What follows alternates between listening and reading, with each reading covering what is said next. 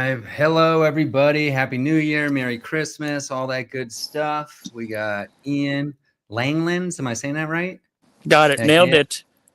Nailed it. Out of San Francisco Bay Area, maybe Oakland. What part of the Bay are you in?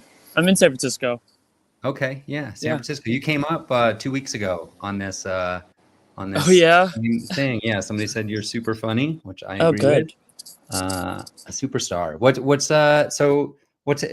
Have you always been doing comedy in the Bay Area? Yeah, I've only been here. I did a mic in college when I was 19, right before COVID, and then COVID hit, and I was just stuck. What part of the country was that? I was in San Francisco, so I'm from here. From here, so I went to college at SF State, and then I did my open mic, and then COVID happened, and I was like, I kind of liked that stand-up thing I did, and then I waited till things kind of opened up a little bit more, and then I really kind of started going. So like 2020 was really kind of when I went more serious. Nice. Awesome. Yeah. And what does more serious look like to you? Like, is that just like hitting mics regularly? Like what's a week in the life of Iain Langlands?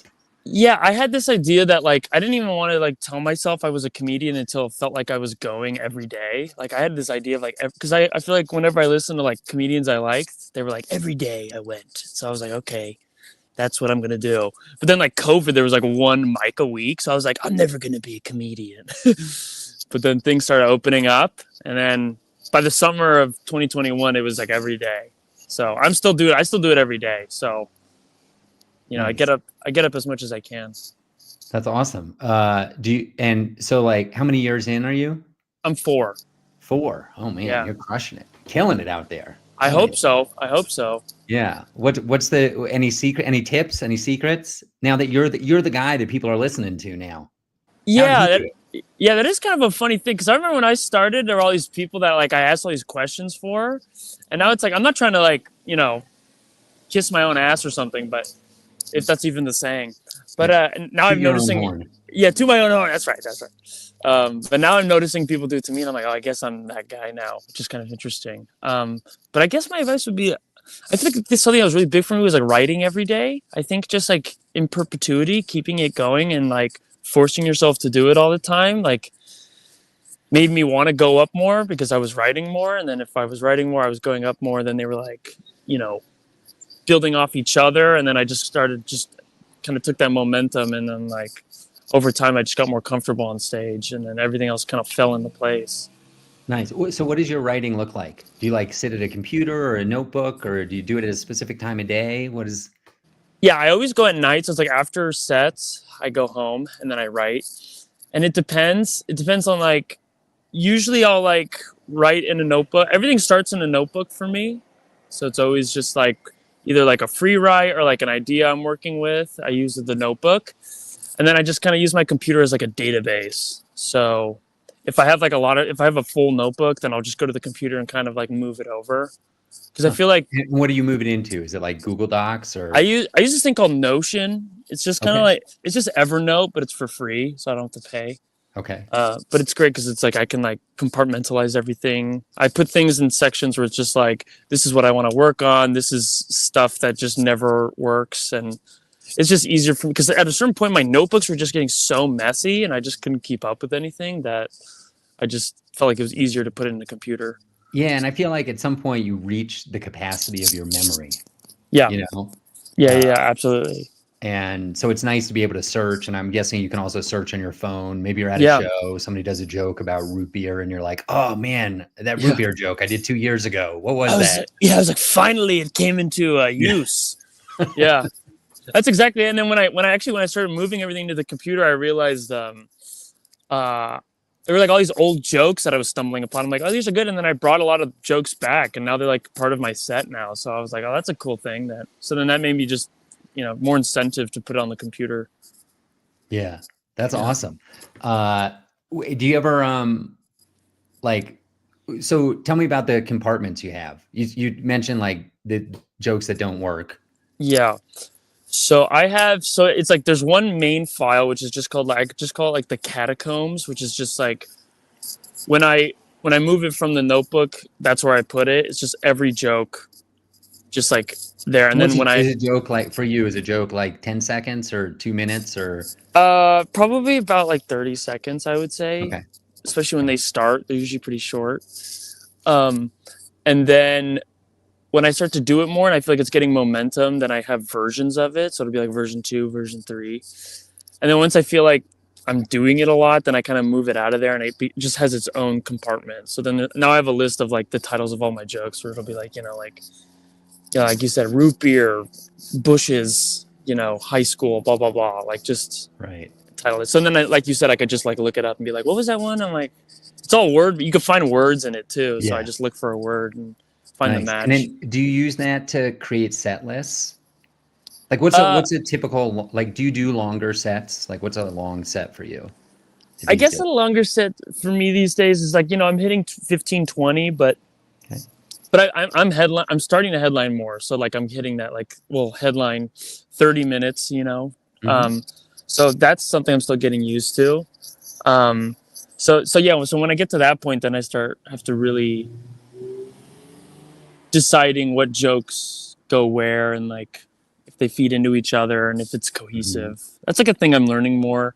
I'm doing longer sets is like if I just do joke, joke, joke and there's kind of no like, Through line. transition and through line, it's hard to keep the audience engaged as much. So I found that I just have sections like dedicated to certain topics and that Yeah. makes longer sets don't feel as long. Yeah. It's easier to remember too for you Yeah, as a comic. absolutely. I know.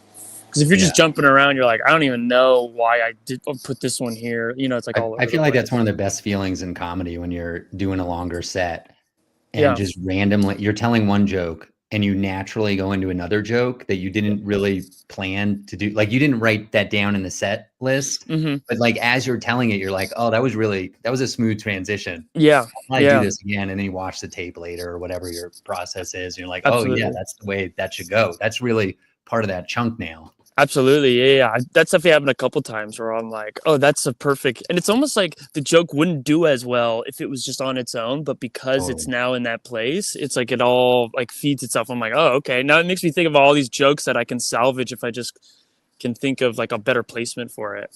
Yeah. Yeah. That's amazing. That's awesome. So tell like I'm not part of the Bay Area comedy scene. How does that work? Hmm. Getting these headlining spots. So are people seeing you at mics? How does that happen?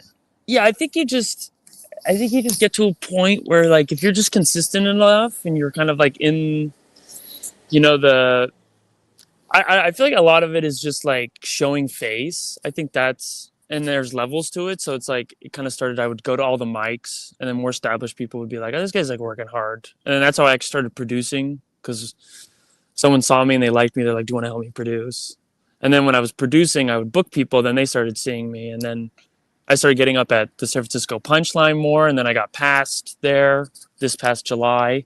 That's pretty wild, right? Yeah, yeah. Because that's pretty quick, right?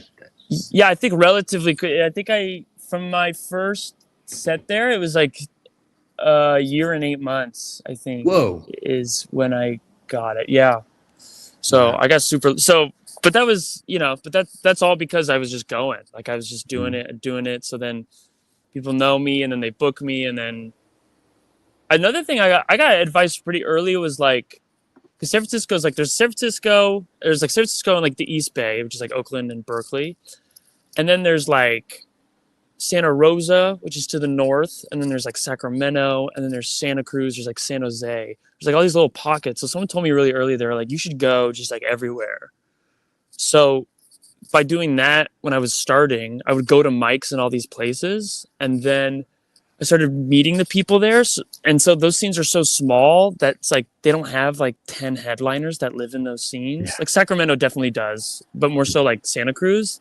Sure. So then they're like, How oh, far, there's how this. far is Santa Cruz like driving from? Santa Cruz is like an hour and a half from San Oh, that's not Francisco. that far. Yeah, Okay. it's not too bad. So when they have like a limited talent pool, and it was Yeah. just like I'm just showing face, and then I would book them on my shows, and they would book me, and then so now it's like in these places they feel comfortable like putting me in headliner That's position. so smart. That's great. The other good thing about that advice is when you practice telling your jokes in different communities, Oh you yeah. learn a lot about what jokes are universal and actually work in different places. Yeah, absolutely. It's like a little microdose of like touring, you know? Yeah. It's like a nice little way to understand like I don't do any local jokes. I mean, that was kind of something I was also told really early, like kind of stay away from that. Like of course, you know, there's a time and place for every joke. Sure. But then some people get too reliant on it and it's a slippery slope. So, Yeah. yeah. Did you get any bad advice early? What's something Oh, that you wish you could have unlearned or not heard? anything that was like, I don't know if I know something specific, but I feel like there were so many people that were like, don't do that. Like when I was literally like 3 mics in, they were like, first of all, we're all at an open mic. It's like, what are we doing? But I feel like I don't like to tell people not to do things when they're starting because I feel like they have to go through their own like growth and like learn. Especially when it's like at an open mic, it's like there's nothing you can do wrong when you're like 3 months into comedy, in my eyes at least. Mm-hmm. Like if you're gonna go up there and be like, you know, homophobic or something, you should know that that's not what you should do. Yeah. And if someone doesn't know that, then they're not even worth the advice to tell not to do it, at least in my eyes, you know? So Sure. I'm of the thought of like, you know, people will like see me and it's like their first time doing it. It's like, what advice do you have? And I'm like, just like do it. Just do it Yeah. for the first three. You don't even Right. know if you like it when you start. You know, some people it's immediate, but some people it's just like do it all the time for 3 months and see if it's even something you want to do. And then you kind of start being like, okay, well, what am I talking about? Why am I talking about this? All that stuff. Yeah. Yeah. So let's get into producing. So what was your motivation originally to produce? Well, it wasn't really like a thing I'd sought out. Like I said, it was a more established comic came to me and he noticed the work I was putting in. He liked my stuff and he was like, would you be interested in producing shows with me and this other producer? And I was like, cool. So then once I started doing that, then I started realizing the ecosystem of like comedy, about how like, oh, you do these shows and you book people that are good and then they see you and then they book you on that. And it's like, so, and also that was my first time consistently doing like 10 minutes, which was so foreign to me at that time. So Were you hosting the shows? yeah, mostly hosting. That's Okay. another thing is like the skill of hosting. Like I hosted some of the most awful shows you could imagine. So like by the time like my audition came to work at Punchline, it was like I was like I'm as ready as I could be as a host. In the Yeah. amount of situations I've been in, it was huge for me to have those early opportunities of just like hosting awful things. Yeah. The other Yeah. thing that's nice about producing that I'm sure you'd notice is when you go to a lot of open mics, you don't necessarily see terrific comedy.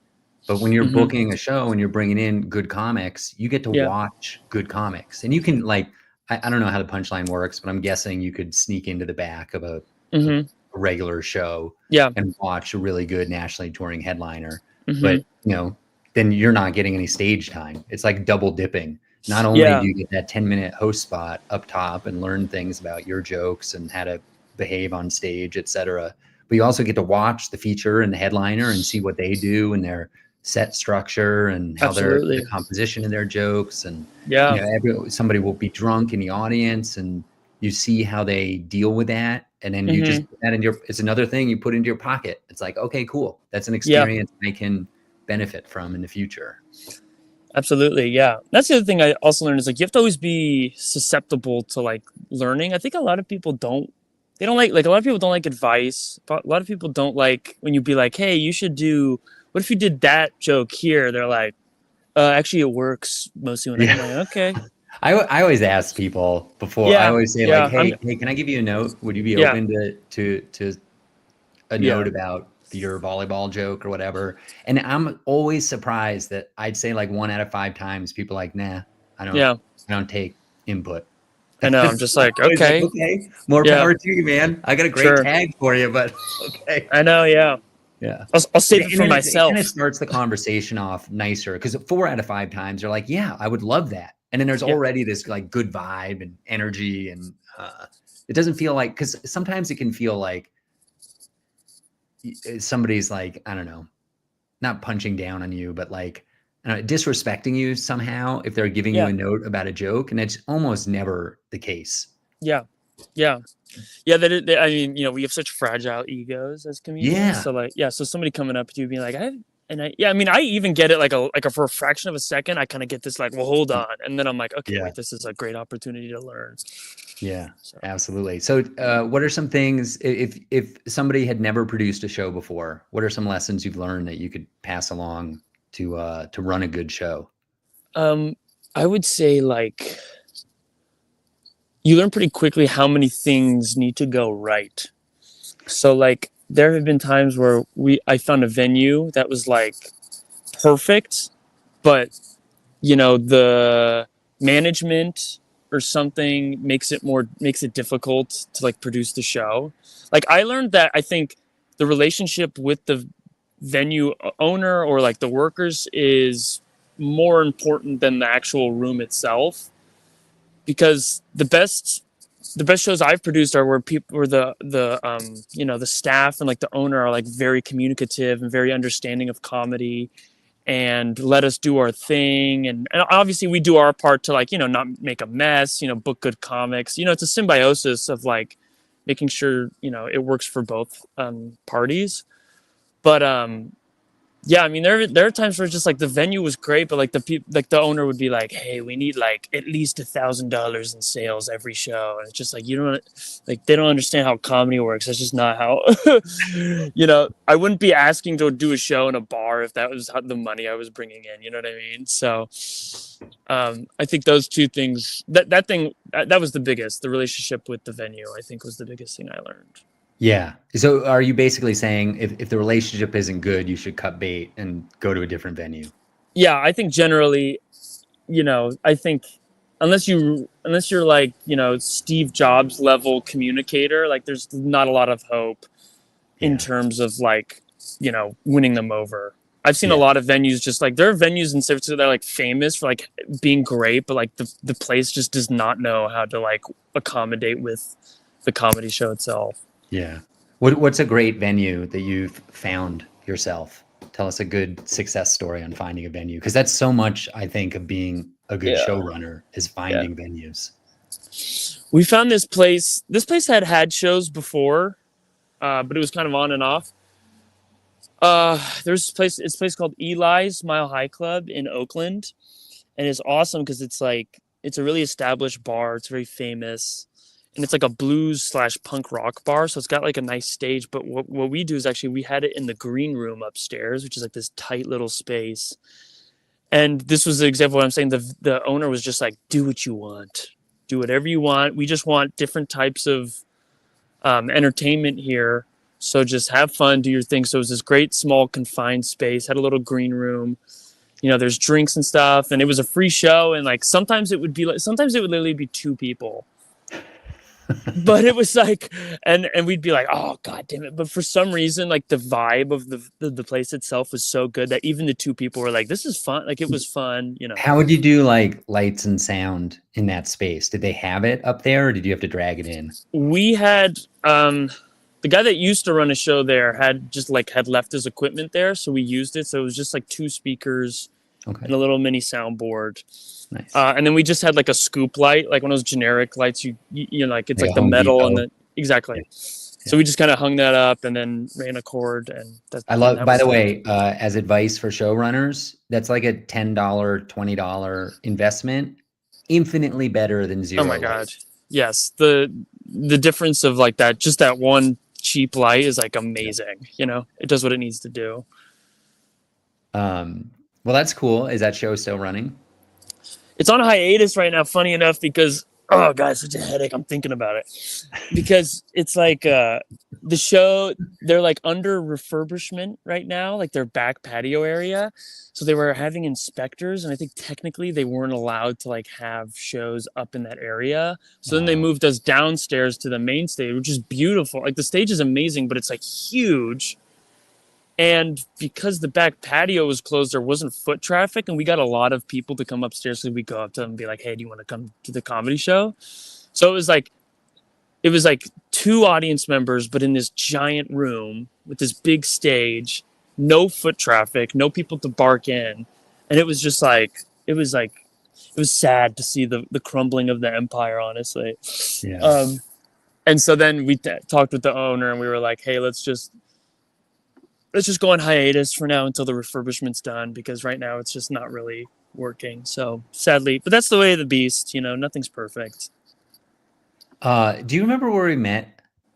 Yeah, we met at Cheaper Than Therapy. Okay. All right. Cool. Yeah. We're on that same show. So it wasn't I wasn't on one of your shows.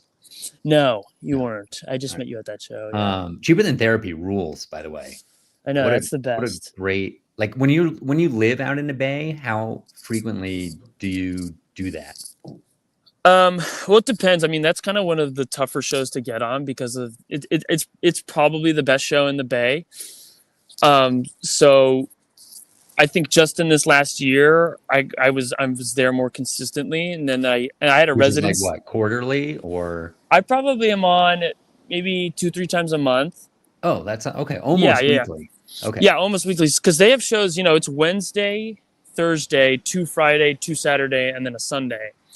So they have a bunch of shows. So especially since recently I was a resident there, so I was on every show Thursday to Saturday for like, what was it, like 5 weeks, I think. Wow. That's great. I bet you got really sharp.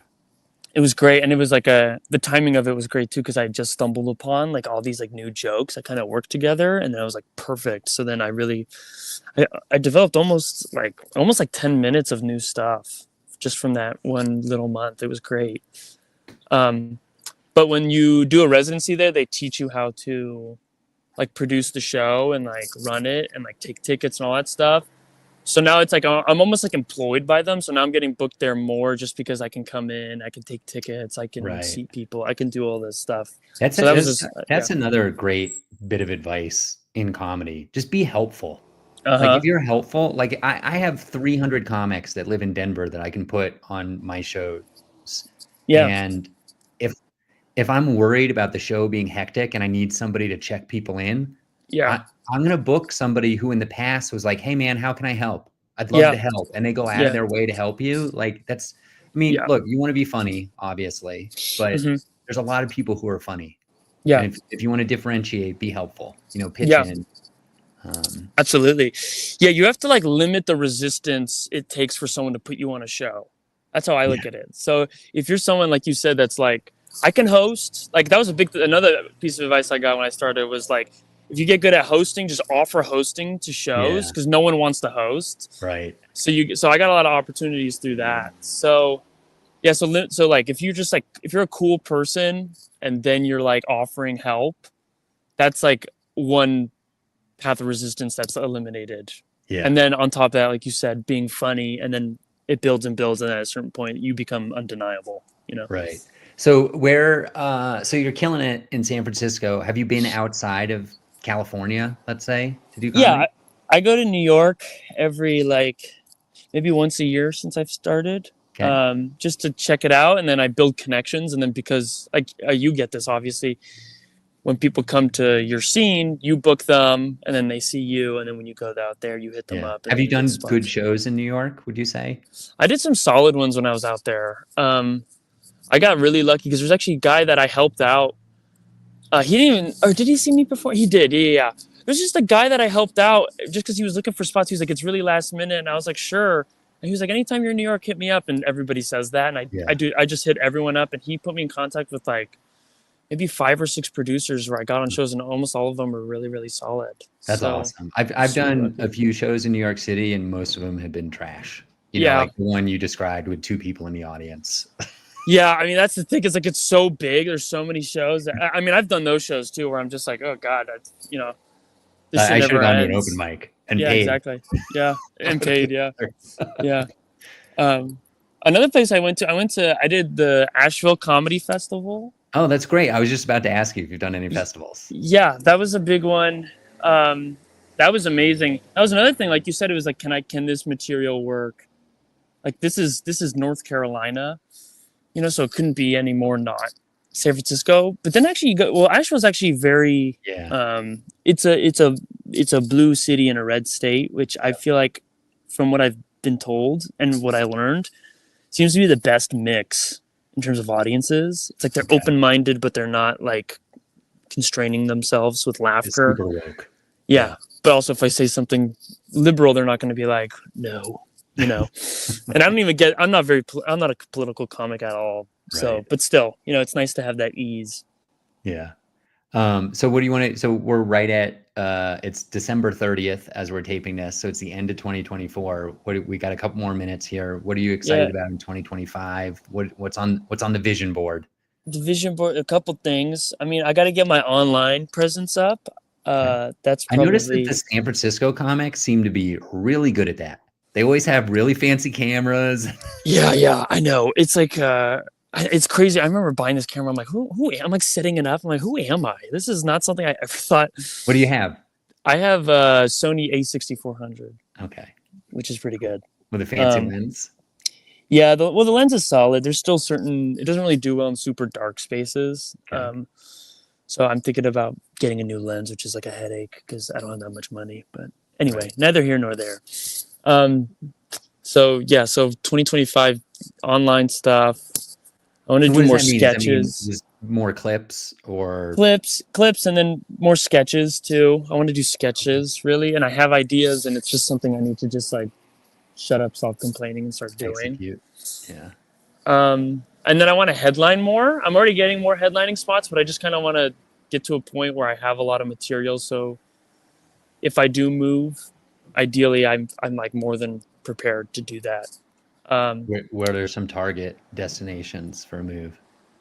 I mean, I'm looking like New York. I'm looking for New York. Is there a history of Bay Area comics moving to New York and surviving?